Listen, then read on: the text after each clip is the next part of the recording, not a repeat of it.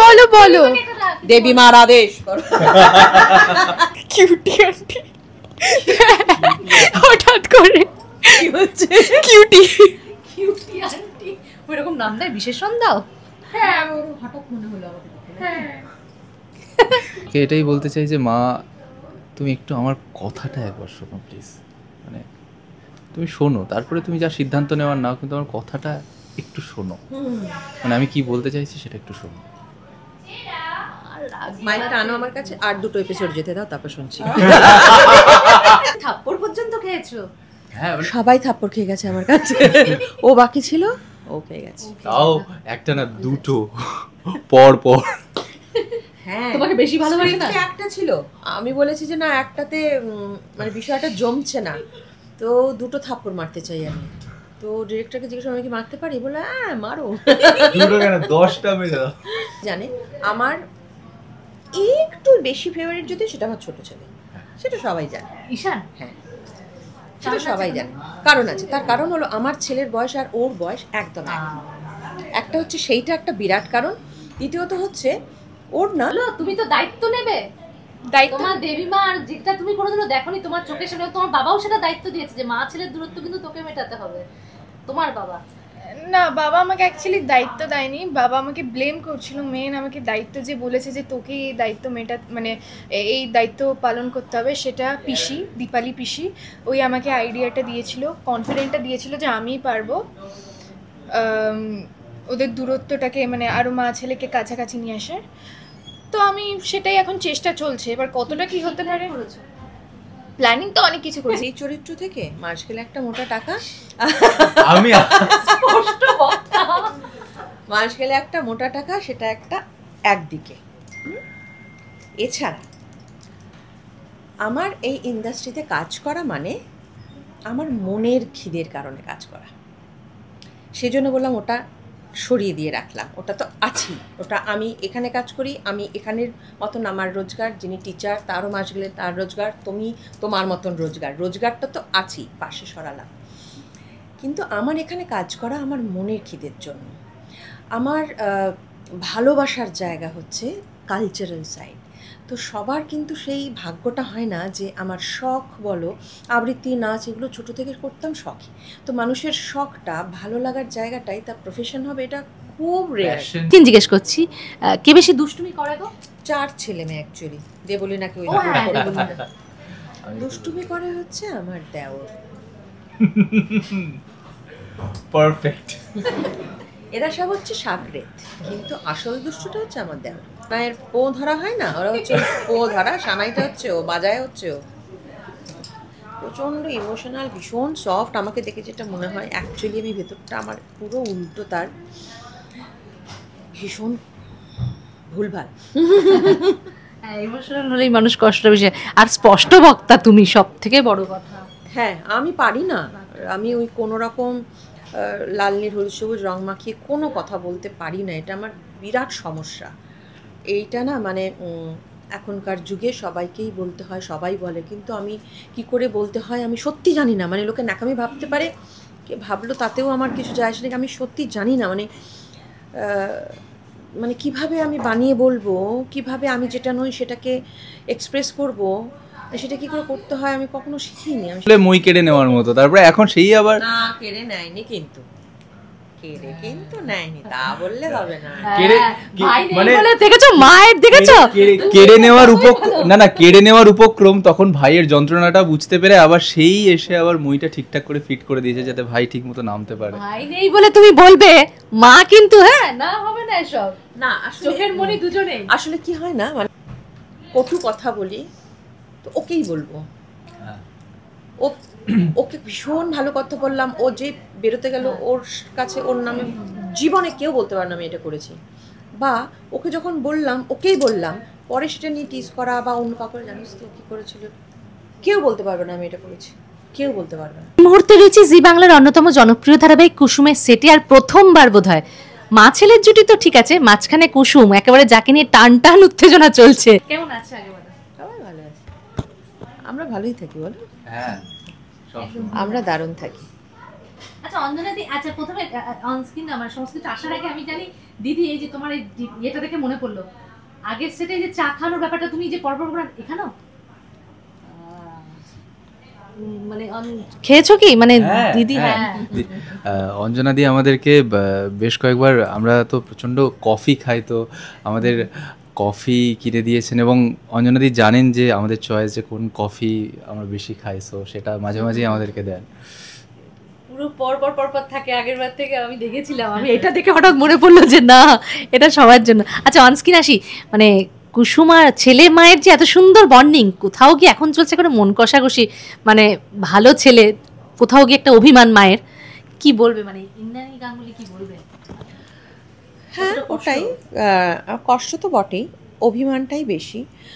আর ওই মানে একরকম করে মানুষ করা, সেটা কোথাও একটা যাতে একটু ধাক্কা খাওয়া, অত ধাক্কা খাওয়ার মতো কিছু এমন ঘটেনি। তবে হ্যাঁ ও মিথ্যে বলেছে, আড়াল করেছে, সেইটা সব থেকে বেশি ম্যাটার করেছে। তো ঠিক করে নেবে, বোধহয় নেবে না? হ্যাঁ মায়ের কাছে থাপ্পড় পর্যন্ত খেয়েছো? হ্যাঁ সবাই থাপ্পড় খেয়ে গেছে আমার কাছে, ও বাকি ছিল, ও খেয়ে গেছে। তাও একটা না দুটো পর পর। হ্যাঁ তোমাকে বেশি ভালোবাসে না? একটা ছিল, আমি বলেছি যে না একটাতে মানে বিষয়টা জমছে না, তো দুটো থাপ্পড় মারতে চাই আমি। তো ডিরেক্টরকে জিজ্ঞেস আমি কি মারতে পারি, বলে হ্যাঁ মারো। দুটো কেন 10টা মেরে দাও। তো আমার মনে হয়েছিল যে কারণ যেহেতু যন্ত্রণাটা ভীষণ, ওই একটা চড়ে সেটা ঠিক প্রকাশ হতো না, সেই জন্য দুটো চড়ের প্রয়োজন ছিল। মানে দর্শকের বেশ মনে মানে আঘাতও লেগেছে এবং ভালোও লেগেছে যে মা দেবী, প্রথমত অনেক দিনের ইচ্ছা ছিল মানে দেবীমা কখন জানতে পারবে, ইন্নাইদি কখন জানতে পারবে এই ব্যাপারটা, হ্যাঁ সেইটা কবে জানতে পারবে, ফাইনালি যখন জানতে পেরেছে এবং মা ছেলের এই যে সম্পর্কে যে জটিলতাটা প্রকাশ পেয়েছে, তো মায়ের কাছে বকা খেয়েছো, মার খেয়েছো, এবার আয়ুষ্মানের কি কি মনে হচ্ছে কি? আমাকে মানে আমি অঞ্জনাদিকেও বলছিলাম কালকে যে আমার ইনবক্সে অনেকেই মেসেজ করছে যে মা ছেলের সম্পর্কটা সেটা মানে অনেকের মন কেড়েছে, এবং এইখান থেকে যে ওই মা ছেলেকে চড় মারলো এবং সেখান থেকে একটা হালকা সম্পর্কে চিড় ধরলো, সেটা ঠিক হয়ে যাবে। সেই এপিসোডই আমরা সিন এখন করছি, তো খুব সুন্দর সিন। তো এই জায়গাটায় অনেকে কষ্ট পাচ্ছে, তো সেগুলো আমাকে ইনবক্সে অনেকেই লিখছে, সেগুলো পড়ছি, ভালো লাগছে যে দর্শক ভালোবাসছে। তো এবার দেখা যাক আস্তে আস্তে সম্পর্কটা কীভাবে, একটা বিরাট তামঝাম রয়েছে, অনেক কিছুই রয়েছে। দায়িত্বটা যে মাঝখানে বসে আছে কি গো, দায়িত্ব তো নিয়েছে কুসুম এবং আমার ছোট ভাই একদম সব সময় প্রস্তুত, যেভাবেই হোক মা ছেলের সম্পর্ক ঠিক করতেই হবে। ভাইদার মায়ের সম্পর্কে কোনোভাবে কথাতেই তো গেছিল জোর করে, হ্যাঁ মানে ওই গাছে তুলে মই কেড়ে নেওয়ার মতো, তারপরে এখন সেই আবার না কেড়ে নেয়নি, কিন্তু কেড়ে কিন্তু নেয়নি তা বললে হবে না। মানে দেখেছো মায়ের, দেখেছো কেড়ে নেওয়ার না কেড়ে নেওয়ার উপক্রম, তখন ভাইয়ের যন্ত্রণাটা বুঝতে পেরে আবার সেই এসে আবার মুইটা ঠিকঠাক করে ফিট করে দিয়েছে যাতে ভাই ঠিক মতো নামতে পারে। ভাই নেই বলে তুমি বলবে, মা কিন্তু হ্যাঁ না হবে না এসব, না চোখের মনি দুজনেই। আসলে কি হয় না, মানে তুমি যদি খুব বাস্তব জীবনের সাথে তুলনা করে দেখো, তাহলে ঈশানের কাছে এটা প্রথম প্রজেক্ট ছিল। নিজেকে প্রমাণ করতে পারছে না একটা ছেলে যার বয়স 24, 25 বা 26 এরকম হয়ে গেছে, সে এত বড় একটা পরিবার, সেখানে প্রত্যেকটি মানুষ ইম্পর্টেন্ট, প্রত্যেকটি মানুষ মানে কি বলবো, কোনো না কোনো ফ্রুটফুল কাজ করছে, একমাত্র ওই মানে গুড ফর নাথিং একটা স্ট্যাম্প পড়ে গেছে, সেটার একটা অন্য যন্ত্রণা হয়। কিন্তু সেই যন্ত্রণা থেকে ওকে একটা সুযোগ দিয়েছে, মাই দিয়েছে সেই সুযোগ, এবং সেটা একটা বিরাট সুযোগ।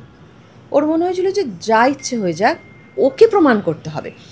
ও বুঝতে পারেনি, কারণ বাচ্চা মানুষ বুঝতে পারেনি যে এর প্রতিক্রিয়ায় মায়ের কি হবে, কিন্তু ওর মনে হয়েছিল যে আমাকে প্রমাণ করতে হবে, এবং এটা করে আমি প্রমাণ করতে পারি যে হ্যাঁ আমি ফেলিওর নই, মানে আমিও তোমাদেরই মতন, আমিও তোমাদের মতোই কাজ করতে পারি যদি আমার সুযোগ দেওয়া হয়।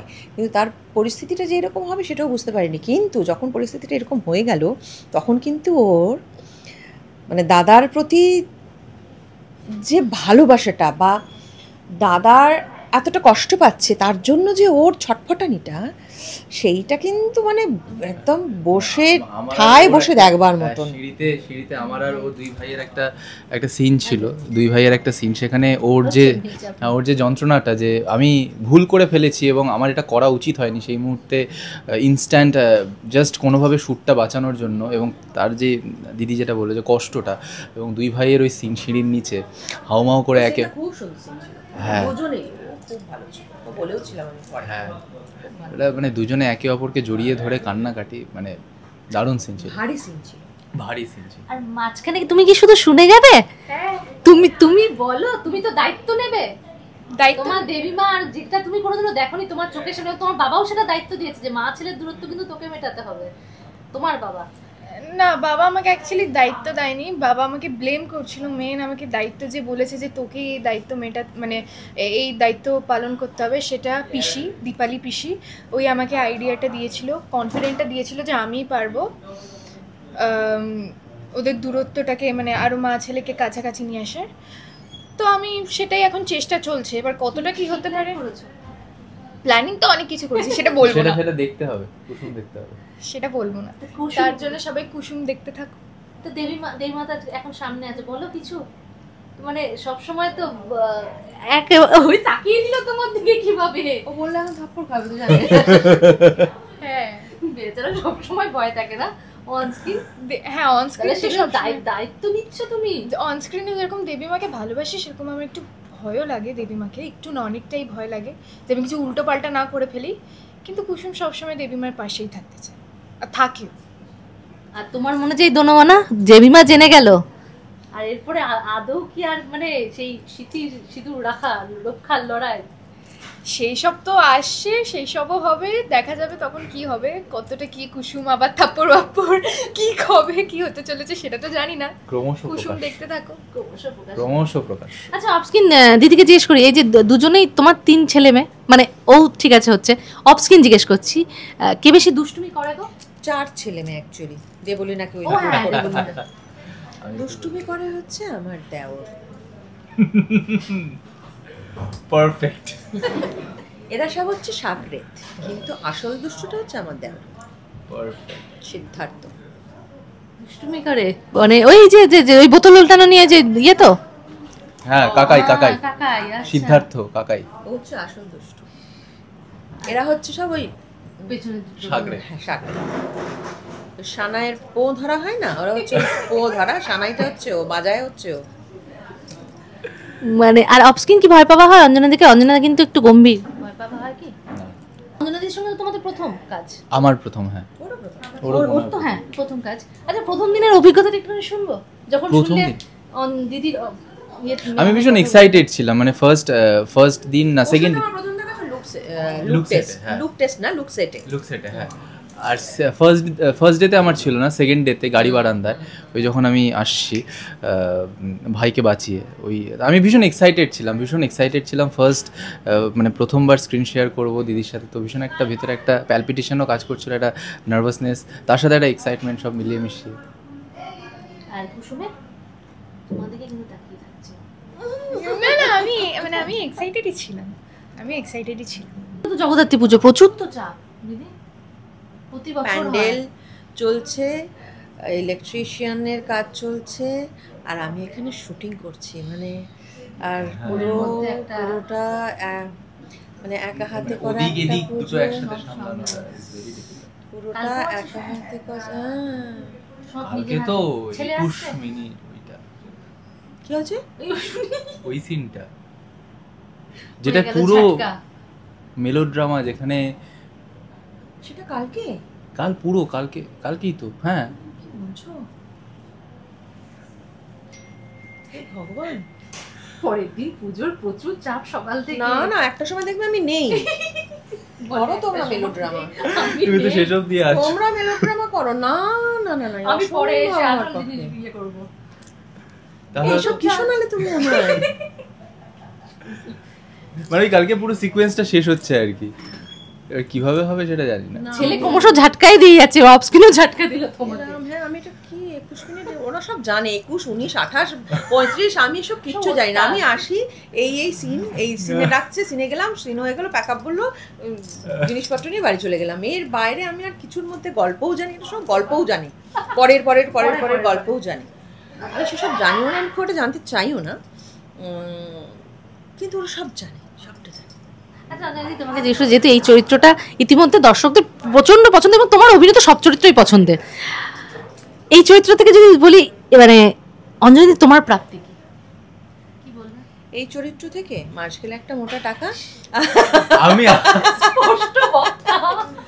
মাস গেলে একটা মোটা টাকা, সেটা একটা একদিকে। এছাড়া আমার এই ইন্ডাস্ট্রিতে কাজ করা মানে আমার মনের খিদের কারণে কাজ করা, সেজন্য বললাম ওটা সরিয়ে দিয়ে রাখলাম। ওটা তো আছেই, ওটা আমি এখানে কাজ করি, আমি এখানের মতন আমার রোজগার, যিনি টিচার তারও মাস গেলে তার রোজগার, তুমি তোমার মতন রোজগারটা তো আছেই, পাশে সরালাম। কিন্তু আমার এখানে কাজ করা আমার মনের খিদের জন্য। আমার ভালোবাসার জায়গা হচ্ছে কালচারাল সাইড। তো সবার কিন্তু সেই ভাগ্যটা হয় না যে আমার শখ বলো, আবৃত্তি, নাচ, এগুলো ছোটো থেকে করতাম শখই। তো মানুষের শখটা ভালো লাগার জায়গাটাই তার প্রফেশন হবে, এটা খুব রেয়ার। প্যাশনটা যখন প্রফেশন হয় সেটা খুব রেয়ার। তো সেইটা যখন আমি পেয়েছি, তো তারপরে না, ওই জন্য বললাম টাকাটা পাশে সরালাম, কারণ তারপরে না ওই টাকাটা কিছু না তার কাছে, তার কাছে শেষে ওই স্যাটিসফ্যাকশন। হ্যাঁ, এবং কোনোদিন যদি একটা ভালো সিন করি, সেদিনের যে প্রশান্তি, মানে আমি যে মাসের টাকাটা পাই ওটা ডাবল দিয়ে দিলে তার থেকেও বেশি প্রশান্তি। তো কাজেই এখান থেকে পুরোটাই প্রাপ্তি, কারণ প্রত্যেক দিনের, আর গল্প কখনো ওলট পালট হলে যেন রাগ হয়ে যায়, কারণ ওই ঢুকে ওটার মধ্যে কাজ করি, ওই সরিয়ে রাখা জিনিসটার থেকে তাকিয়ে রোজ আসি না। গল্পরা এদিক ওদিক হলে পরে, বা আমার লাইনস যদি আমার চরিত্র অনুযায়ী না হয়, ভীষণ মাথা গরম হয়ে যায়, তখন নিজের মতন করে গোছাতে থাকি জায়গাগুলোকে। তো আর এটা তো সব প্রাপ্তি, ছোটো ছোটো সব আমার ছেলে মেয়ের সমান, এই তো ছেলের থেকেও প্রচুর ছোট, গুঁড়ে হচ্ছে গুঁড়ে। তো এদের সবাই সারাক্ষণ হই হই হই হই করছে। আচ্ছা অঞ্জলি ইমোশনাল, মানে কোনো ধরো এমন কোনো সিন পেলে কখনো প্রচণ্ড ইমোশনাল মানুষ, প্রচণ্ড ইমোশনাল মানুষ, মানে হ্যাঁ হ্যাঁ প্রচণ্ড ইমোশনাল, ভীষণ সফট। আমাকে দেখে যেটা মনে হয় অ্যাকচুয়ালি আমি ভেতরটা আমার পুরো উল্টো, তার ভীষণ ভুলভাল। হ্যাঁ ইমোশনাল হলেই মানুষ কষ্ট বেশি। আর স্পষ্ট বক্তা তুমি, সব থেকে বড় কথা। হ্যাঁ, আমি পারি না, আমি ওই কোনো রকম লাল নীল হলুদ সবুজ রং মাখিয়ে কোনো কথা বলতে পারি না, এটা আমার বিরাট সমস্যা। এইটা না মানে এখনকার যুগে সবাইকেই বলতে হয়, সবাই বলে, কিন্তু আমি কি করে বলতে হয় আমি সত্যি জানি না। মানে লোকে ন্যাকামি ভাবতে পারে, কে ভাবলো তাতেও আমার কিছু যায় আসে না, আমি সত্যি জানি না। মানে কিভাবে আমি বানিয়ে বলবো, কিভাবে আমি যেটা নই সেটাকে এক্সপ্রেস করব, সেটা কী করে করতে হয় আমি কখনো শিখিনি, আমি সেটা জানি না। আমার যেটা ভালো লাগে সেটা লাগে, আমার যেটা লাগে না আমার সেটা লাগে না। সেটা আমার বাড়ির লোকজনা, যারা আমার গণ্ডি ভীষণ ছোট, ওই ছোট গণ্ডির মধ্যে যারা আছে তারা সবাই জানে যে আমার এটা ভালো লাগে না, মানে মুখের ওপর বলবো। আজকেই সকাল হয়েছে, আমার ভীষণ ক্লোজ বান্ধবী, ওর মেয়ের বিয়ে, বলেছিল যে ছেলের বাড়ি আমাদের বাড়ি দুটো মিলে একদিন হবে, যেটা আজকাল হয়। আজকে দেখছি 2টো কার্ড পাঠিয়েছেন। 2টো কার্ড পাঠিয়েছিস কেন? বলছি তুই ভুলে গেছিস, তোকে তো বললাম 2 দিন ধরে হবে। আমি ফোন করে তাকে যার বড় না এদিক ওদিক বললাম, তোর মাথাটা গেছে, সব বিয়ে হয়ে গেলে পরে ডাক্তারটা দেখা, তুই আমায় বলিস নি। অনেকক্ষণ রাগে এই সমস্ত হওয়ার পর বলে আচ্ছা ঠিক আছে, এখন তো জেনে গেলি, এইটা বল, তাহলে এইবারে শাড়ি ঠাড়ি কী পরবো, গয়না কী পরবো, 2টো দিন পেলাম, একটা দিনে শেষ হয়ে যাবে না, 2টো দিন পেলাম, আইবুড়ো ভাত ফাত আছে এসব, তাহলে এবারে শাড়ি ঠাড়ি গোছাই। তাতেও প্রচণ্ড হাসির একটা ইমোজি পাঠিয়েছে। তো আমি এরকম না, তুমি এরকমই থাকো অঞ্জনাদি, ভীষণ ভালো লাগে, ভালো মানুষ। আর এখনকার যুগে এরকম মানুষ পাওয়া সত্যিই কঠিন, কারণ ভেতরে এক মনে এক সব রাখে। আমি যদি ওকে কোনো কটু কথা বলি তো ওকেই বলবো,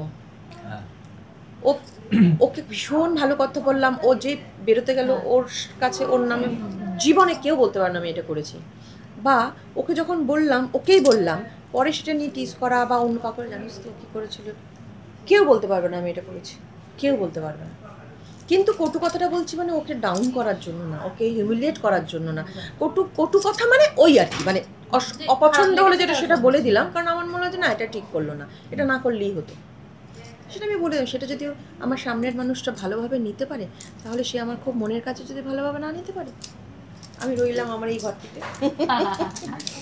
থাকো, এরকমই থাকো। এবার একটু অনস্ক্রিন কি আসছে, কি আসতে চলেছে?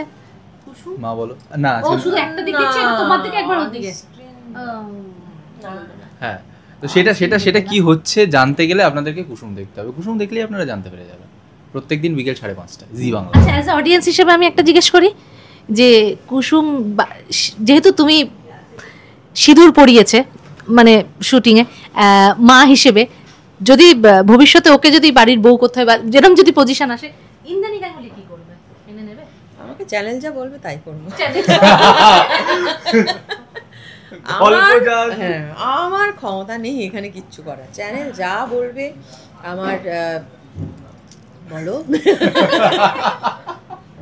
আমার স্ক্রিপ্ট রাইটার যা বলবে, আমার ক্রিয়েটিভ ডিরেক্টর যা বলবে তাই করবো। বলে মানে নাও, মেনে নেবো। বলে বের করে দাও, যা বলবে। আজকে শুধু শুনছে, আজকে আজকে শ্রোতা। শ্রোতা। যাক, শেষ করবো। শেষে দর্শকদের কি বল? আলে বাবা লে, কে ফেভারিট বলো না গো তোমার এর মধ্যে? ও আর ওর মধ্যে কে ফেভারিট? সবাই সমান। হ্যাঁ, কিন্তু ওরা সবাই জানে আমার একটু বেশি ফেভারিট যদি সেটা আমার ছোট ছেলে, সেটা সবাই জানে। ঈশান? হ্যাঁ, সেটা সবাই জানে। কারণ আছে, তার কারণ হলো আমার ছেলের বয়স আর ওর বয়স একদম এক। একটা হচ্ছে সেইটা একটা বিরাট কারণ। দ্বিতীয়ত হচ্ছে ওর না অভিনয়টা নিয়ে একটা ভীষণ পাগলামি, ওদেরও আছে কিন্তু ও তো আরেকটু বড় হয়েছে। ওর না একটা অভিনয়টা নিয়ে ঠিক পাগলামি বলবো না, মানে ওকে ভালো করতে হবে, ভালো হলো কি না এসে জিজ্ঞেস করা, বা ও মা এটা ঠিক করলাম মা, ও মামা এটা ঠিক হলো মা, এইটা না আমার খুব ভালো লাগে। এইটা আমার খুব ভালো লাগে। কেউ যদি বুঝে যায় যে ফাটিয়ে একটা শর্ট দিলাম, ঠিক আছে ভাই ফাটিয়ে শর্ট দিয়েছো, কিন্তু ওর যে ওই একটা জানবার ইচ্ছে, আরও ভালো করবার ইচ্ছে, ওইটা আমার খুব ভালো লাগে। প্লাস ওর একটা ছেলে মানুষই আছে, আর ওই আমার ছেলের সাথে একদম এক বয়সী। আমার ভীষণ ওকে দেখলে পরে আমার ছেলের সাথে মিল পাই।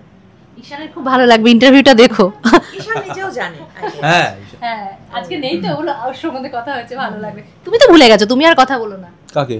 ঈশানকে। ঈশানের সাথে দোষ দিয়ে দিচ্ছিলে, মা ধরেছে যে ভাইয়ের কোনো দোষ না। না দোষ নেই। ঈশানের সাথে আজকে সকালেই কথা হলো, আজকে তাড়াতাড়ি প্যাক আপ হয়ে গেছে, ওকে মিস করছি, ছুটিতে আছে। তাহলে পুরো পরিবার হয়ে যেত। হ্যাঁ। যাক, শেষ করব, দর্শকদের কি বলবো? না এবারে তো ও কিছু বলবে। হ্যাঁ, শেষটা ও করবে। আরে না বলো না শেষটা তো আরে বলো দেবী মার আদেশ। না, দর্শকদের এটাই বলবো যে তোমরা কুসুম দেখতে থাকো সোম থেকে রবি ঠিক বিকেল 5:30টায়, শুধুমাত্র জি বাংলার পর্দায়। কুসুম হিসেবে দেবী মাকে বলার কুসুমের ক্ষমতা নেই অতটা। বল, এটা অ্যাট লিস্ট বল যে দেবীমা আপনি। আচ্ছা তাহলে তানি হিসেবে বলো, তানিষ্কা হিসেবে বলো, কিছু একটা হিসেবে বলো, যদি বলো কিউটি আন্টি। হঠাৎ করে কি হচ্ছে? কিউটি আন্টি ওইরকম নাম দেয়, বিশেষণ দাও। হ্যাঁ, ওর হঠাৎ মনে হলো আমাকে। হ্যাঁ, তুমি কি মাকে একটা কিছু শেষ করো।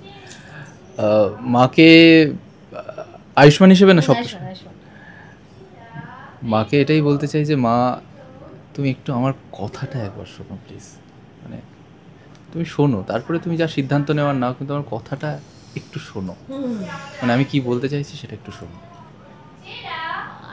মাইকটা আনো আমার কাছে, আর 2টো এপিসোড যেতে দাও, তারপর শুনছি। দেখতে থাকুন কুসুম, শুধুমাত্র জি বাংলায়, প্রত্যেকদিন বিকেল 5:30টায়।